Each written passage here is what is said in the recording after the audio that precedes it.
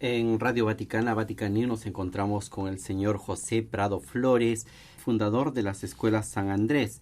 Ha sido uno de los 210 participantes en este congreso que ha organizado el Dicasterio para los Laicos, la Familia y la Vida, que del día 16 al 18 de febrero han reflexionado, han estudiado, han meditado sobre el tema pastores y fieles laicos llamados a caminar juntos, y sobre todo se han centrado, José, en este tema de la corresponsabilidad y la formación de los laicos.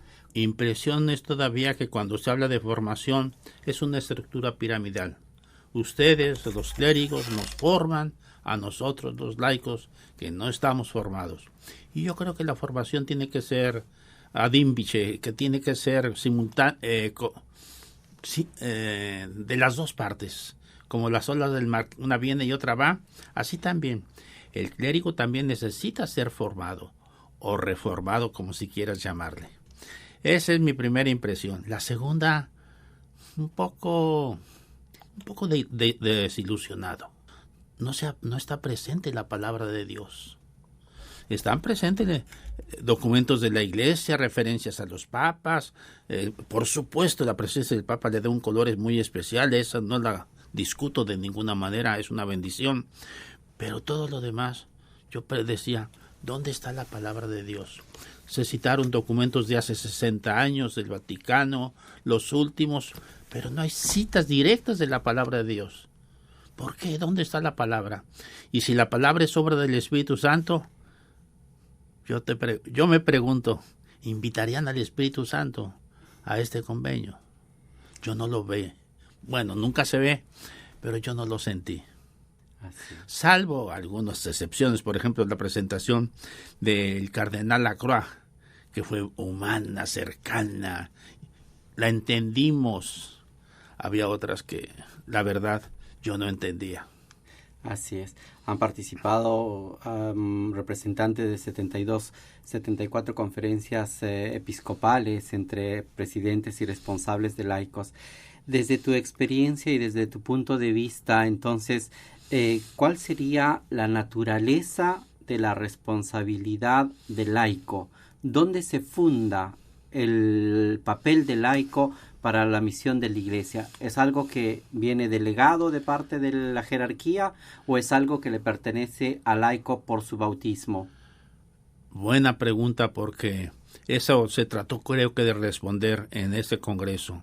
Y se decía ahí que con tal documento, que nuestro bautismo, pero esto viene desde antes de nuestro bautismo, viene desde el llamado de Jesús, la confianza que Jesús nos hizo a todos sus discípulos, no solo a los clérigos, no solo a los laicos, a todos nos dio la confianza de ir por todo el mundo y proclamar la buena nueva a toda la creación.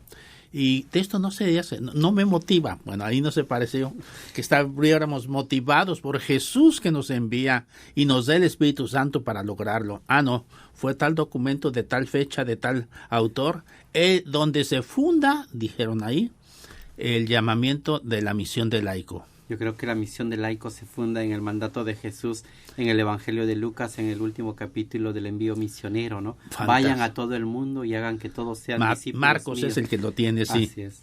Entonces, más fundamento que ese. Para sobran todo lo demás o falta cuando no está.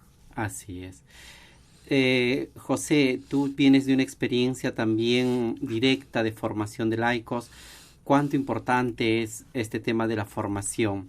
Porque también seamos un poco concretos. Hasta antes del Concilio Vaticano II, el laico no tenía mucho espacio para poder ejercer en la Iglesia. Hoy en día hay un poco más de apertura. Entonces, por el mismo hecho de que no era consciente del papel que tenía que desempeñar, del rol, y tampoco porque no tenía espacio para poder hacerlo. ¿Cuánto pesa la formación del laico en este sentido? Yo, en primer lugar, no le llamo formación, le llamo educación. Y educación en un sentido original, ex ducere, es sacar lo que está dentro ya. Ya está dentro de mí la riqueza. El que me educa sabe descubrir. Ejemplo, Michelangelo que va a Carrara y dentro de un mármol ve la Pietà, ve el Mosè. Entonces, eso para mí es la formación. Una educación que va a hacer sacar del otro lo mejor del otro. Así la veo. Y eso, pues, se necesita una visión diferente a la de hoy. Yo sé, tú no sabes, que eso es alumno, el que no tiene luz. Yo sé, tú no sabes, y yo te enseño y yo te digo. No, eso no es educación. No es, por lo menos no es educación. ¿Reducimos a eso la formación? Ese sería mi cuestionamiento. Claro, sería muy limitado entender la formación del laico Y solamente. dar campo y dar margen de tolerancia a equivocarnos. Mira, si yo no me hubiera equivocado, no llego a donde llego. Ya estoy llegando. Ya son 2,000 escuelas en 69 países. Y te puedo hacer una lista de mis errores ahora. Y que gracias a ellos yo aprendí. Y ahora se ven los frutos. Y me dieron margen de tolerancia a aquellas gentes. Sí. Hubo algunos celosos jerarcas que se me opusieron también, pero de eso se ocupa Dios. Ni los critico, al contrario, me hicieron bien, porque me hicieron reafirmarme en la vocación que Dios me daba. En este sentido, compártanos tu experiencia de las escuelas San Andrés, cuáles son las características de esta escuela y sobre todo, ¿qué te llevó a fundar? ¿Qué necesidad viste tú en la iglesia para poder ver el Señor me está llamando en este camino? ¿Eso es lo que se necesita en este momento concreto? ¿Cómo nacieron las escuelas San Andrés? Vuelvo a lo mismo, de la palabra de Dios. Yo había estudiado Biblia, pero tuve mi experiencia carismática y gracias al Espíritu Santo descubrí que el llamado a evangelizar lo teníamos todos, pero que no bastaba evangelizar, que era necesario formar evangelizadores, dándoles chance, oportunidad, campo de trabajo. Y hicimos una escuela atípica, porque no era de la teoría a la práctica, que casi siempre eso se entiende por formación. Yo te doy lo que tú tienes que decir, hacer. Los contenidos. Nosotros comenzamos de la práctica para llegar a la teoría. Por eso nuestro principio básico es a evangelizar, se aprende evangelizando. Vayan a predicar, vayan y anuncien. ¿Qué va a pasar? Se van a equivocar muchas veces, sí, pero allí es donde ustedes van a aprender. La escuela la resumo yo en su nombre, San Andrés, porque fue Andrés el que tuvo un encuentro personal con Jesús resucitado, con Jesús vivo, y al día siguiente, muy temprano, va a buscar a su hermano Simón para llevarlo, no atrás de sí mismo, voy a decirlo después qué quiero decir, sino llevárselo a Jesús. Esa es mi escuela San Andrés. No quiero hacer andresistas. Andrés no hizo de su hermano Simón un andresista, lo llevó a Jesús.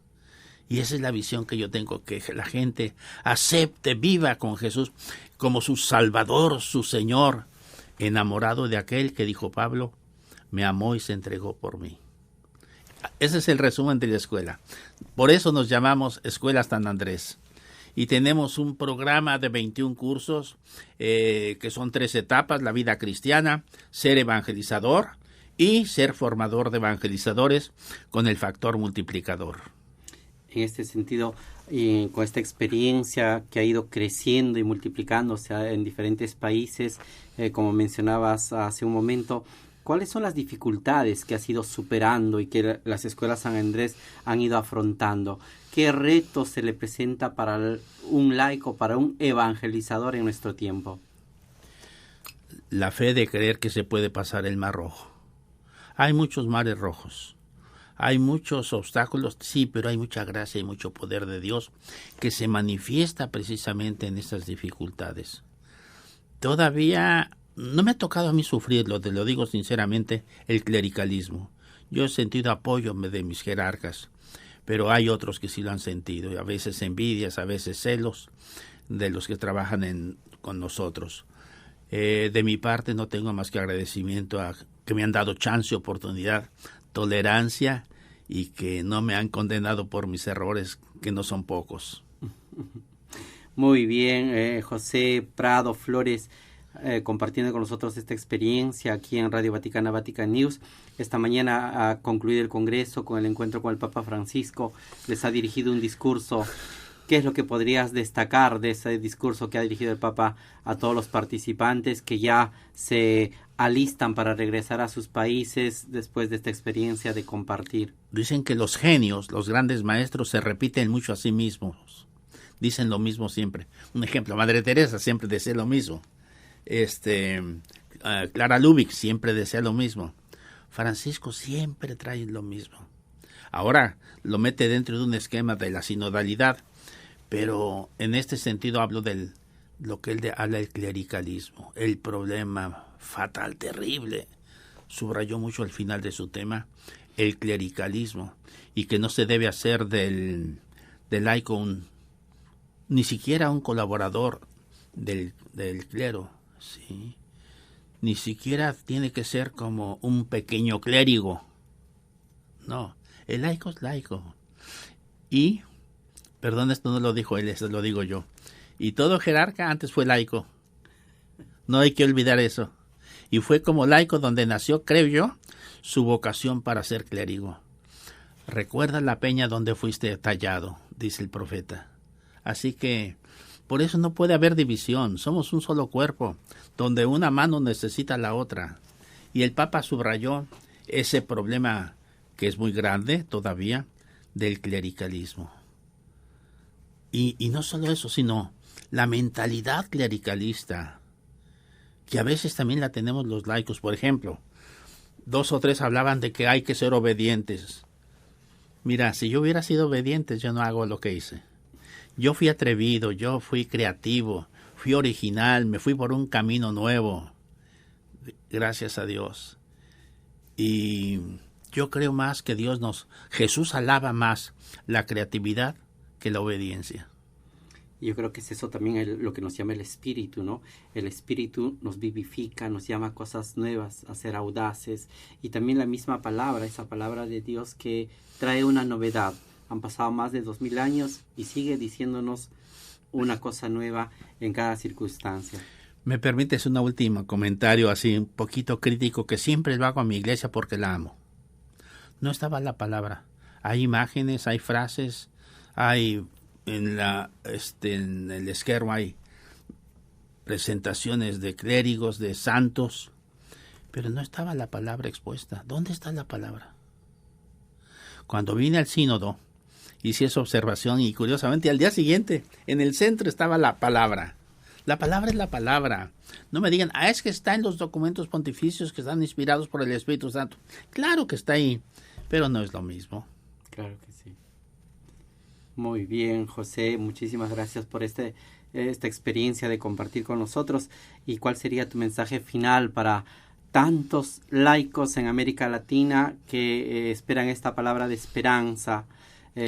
Tantos laicos que todavía tienen que tomar su posición, su rol y ponerse en movimiento, en actividad dentro de sus comunidades, dentro de sus parroquias, dentro de sus movimientos. Mi cosa final que sería esta: la mayor alegría que hay del cristiano no es encontrar el tesoro escondido y que te dé una gran alegría. Da eso, pero esa no es la mayor alegría. La mayor alegría es cuando tú colaboras con el Espíritu Santo para que otros encuentren la perla preciosa y el tesoro escondido. Y todavía la mayor alegría es cuando tú ayudaste a otros para que sean evangelizadores. Y la perfecta alegría es cuando ese evangelizador es mejor que tú. Y tú dices como Andrés, cuando Pedro predicó en Pentecostés, ese lo traje yo. Solamente te doy un ejemplo, porque es un gigante hoy en la iglesia, la evangelización de Martín Valverde con su música. A ese lo traje yo. Y mi orgullo es que evangeliza mejor que yo. El Señor dice, los conocerán por sus frutos. Yo creo que Escuela San Andrés y José Prado comienzan a dar frutos y sus frutos se comienzan a ver en la iglesia. Muchas gracias, José. Que Dios te bendiga. Gracias, Señor, y gracias, Espíritu Santo, porque la obra es tuya y eres fiel cuando somos nosotros fieles, y cuando no, tú permaneces siendo fiel. Amén.